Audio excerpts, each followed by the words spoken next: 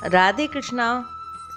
माघ महात्म के कल के अध्याय में ब्राह्मण कन्याओं द्वारा वर्णित दान, भक्ति, एकादशी व्रत और माघ स्नान का फल हम सब सुन रहे थे।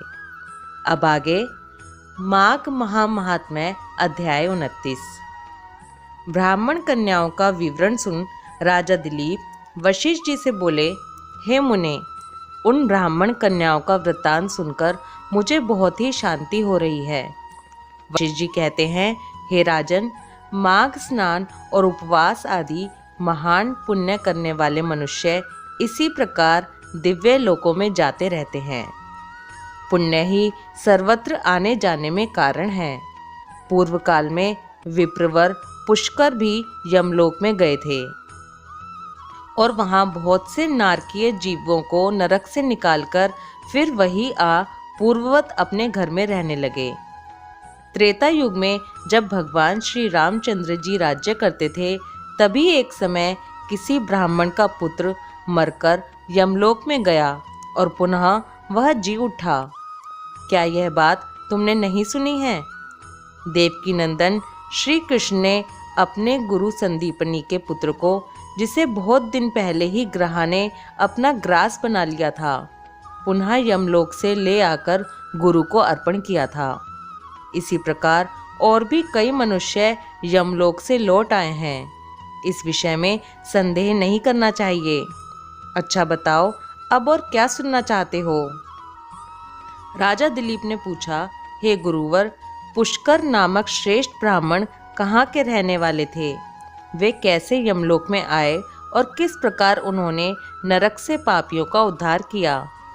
वशिष्ठ जी बोले, हे राजन, मैं अब तुम्हें महात्मा पुष्कर के चरित्र का वर्णन करता हूँ। यह सब पापों का नाश करने वाला है, इसलिए सावधान होकर सुनो। बुद्धिमान पुष्कर नंदीग्राम के निवासी थे। वे सदा अपने धर्म के अनुष्ठान में लगे रहने वाले और सब प्राणियों के हितैषी थे। सदा माघ स्नान और स्वाध्याय में तत्पर रहते तथा समय पर अनन्य भाव से श्री विष्णु की आराधना किया करते थे। महायोगी पुष्कर अपने कुटुंब के साथ रहते और नित्य अग्निहोत्र करते थे। राजन, वे अप्रमेय हरे, विष्णु, कृष्ण, दामोदर, अच्युत, गोविंद, अनंत, देवेश्वर, इन सब रूप से केवल भगवान नामों का कीर्तन करते थे। महामते, देवता का आराधना छोड़कर और किसी काम में उन ब्राह्मण देवता का मन स्वप्न में भी नहीं लगता था। एक दिन सूर्य नंदन यमराज ने अपने भयंकर दूतों को आज्ञा दी कि जाओ, नंदीग्राम निवासी पुष्कर नामक ब्राह्मण को यहाँ पकड़कर लेकर आओ। यह आदेश सुनकर दूत यमराज के बताए हुए पुष्कर को न पहचानकर वे इन महात्मा पुष्कर को ही यमलोक में पकड़ लाए। ब्राह्मण पुष्कर को आते देख यमराज मन ही मन भयभीत हो गए और आसन से उठकर खड़े हो गए। फिर मुनि को आसन पर बिठाकर उन्होंने दूतों को फटकारा, तुम लोगों ने यह क्या किया? मैंने तो दूसरे पुष्कर को लाने को कहा था। तुम लोगों के कितने पाप पूर्ण विचार हैं। भला सब धर्मों के ज्ञाता, विशेषतः भगवान विष्णु के भक्त, सदा माघ स्नान करने वाले और उपवास परायण महात्मा पुरुष को यहाँ मेरे समीप क्यों ले आए? दूतों को इस प्रकार डांटकर प्रेतराज यमराज ने महात्मा पुष्कर से कहा, हे ब्राह्मण श्रेष्ठ, तुम्हारे पुत्र और स्त्री आदि सब बांधव बहुत व्याकुल हो रहे होंगे, सब बहुत रो रहे हैं, अतः तुम अभी जाओ। तब पुष्कर ने यम से कहा, भगवन, जहाँ पापी पुरुष यम यातनाएं भोगते हैं, मैं उन सब नरकों को देखना चाहता हूँ। यह सुनकर सूर्य कुमार यम ने महात्मा पुष्कर को सैकड़ों और हजारों नरक दिखलाए। पुष्कर ने कहा, पापी जीव नरकों में पड़कर बड़ा कष्ट भोगते हैं। कोई सूली पर चढ़े हैं, किन्हीं को व्याग खा रहा है जिससे वे अत्यंत दुखित हैं। कोई तपी हुई बालू पर जल रहे हैं, किन्हीं को कीड़े खा रहे हैं। कोई जलते हुए घड़े में डाल दिए गए हैं। कोई कीड़ों से पीड़ित है, कोई कांटों के वन में दौड़ रहे हैं जिससे उनके अंग छिन्न भिन्न हो रहे हैं। किन्हीं को आरों से चीरा जा रहा है, कोई कुल्हाड़ों से काटे जाते हैं, किन्हीं को खारी कीचड़ में कष्ट भोगना पड़ता है, किन्हीं को सुई चुभो चुभो कर गिराया जाता है। कई सर्दी से पीड़ित हो रहे हैं, उनको तथा अन्य जीवों को नरक में पड़कर यातना भोगते देख पुष्कर को बड़ा दुख हुआ। वे उनसे बोले, क्या आप लोगों ने पूर्व जन्म में कोई पुण्य नहीं किया था जिससे यहाँ यातना में पड़कर आप सदा दुख भोगते हैं? नरक के जीवों ने कहा, हे विप्रवर, हमने पृथ्वी पर कोई पुण्य नहीं किया था, इसी से इस यातना में पड़कर जलते और बहुत कष्ट उठाते हैं। हमने पराई स्त्रियों से अनुराग किया, दूसरों के धन चुराए, अन्य जीवों की हिंसा की, बिना अपराधी दूसरों पर लालछन लगाए, ब्राह्मणों की निंदा की और जिनके भरण पोषण का भार अपने ऊपर था उनके भोजन किए बिना ही हम सबसे पहले भोजन कर लेते थे। इन्हीं सब पापों के कारण हम लोग इस नरक अग्नि में जल रहे हैं। प्यासी गायें जब जल की ओर पानी पीने के लिए दौड़ती हुई जाती थी तो हम सदा उनके पानी पीने में विघ्न डाल दिया करते थे। गौओं को कभी खिलाते पिलाते नहीं थे तो भी उनका दूध दोहकर पेट पालने में लगे रहते थे। याचकों को दान देने में लगे हुए धार्मिक पुरुषों के कार्य में रोड़े अटकाया करते थे। अपनी स्त्रियों को त्याग दिया था, व्रत से भ्रष्ट हो गए थे, दूसरे के अन्न में ही सदा रुचि रखते थे, पर्वों पर भी स्त्रियों के साथ रमण करते थे, ब्राह्मणों को देने की प्रतिज्ञा करके भी लोभवश उन्हें दान नहीं दिया। हम दूसरों की धरोहर हड़प लेते थे, मित्रों से द्रोह करते तथा झूठी गवाही देते रहते थे। इन्हीं सब पापों के कारण आज हम दग्ध हो रहे हैं। पुष्कर ने कहा, क्या आप लोगों ने भगवान जनार्दन का एक बार भी पूजन नहीं किया? इसी से आप ऐसी भयानक दशा को पहुँचे हैं। जिन्होंने समस्त लोकों के स्वामी भगवान पुरुषोत्तम का पूजन किया है उन मनुष्यों का मोक्ष तक होता है, फिर पाप क्षय की तो बात ही क्या है। प्राय आप लोगों ने श्री पुरुषोत्तम के चरणों में मस्तक नहीं झुकाया है, इसी से आपको इस अत्यंत भयंकर नरक की प्राप्ति हुई है। अब यहाँ हाहाकार करने से क्या लाभ? निरंतर भगवान श्री हरि का स्मरण कीजिए, वे श्री विष्णु समस्त पापों का नाश करने वाले हैं।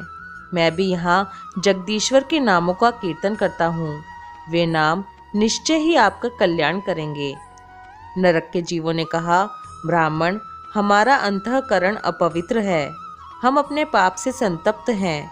ऐसे समय में आपके शरीर को छूकर बहने वाली वायु हमें परम आनंद प्रदान करती है।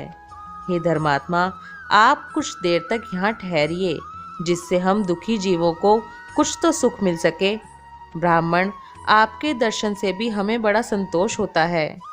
हम पापी जीवों पर भी आपकी कितनी दया है।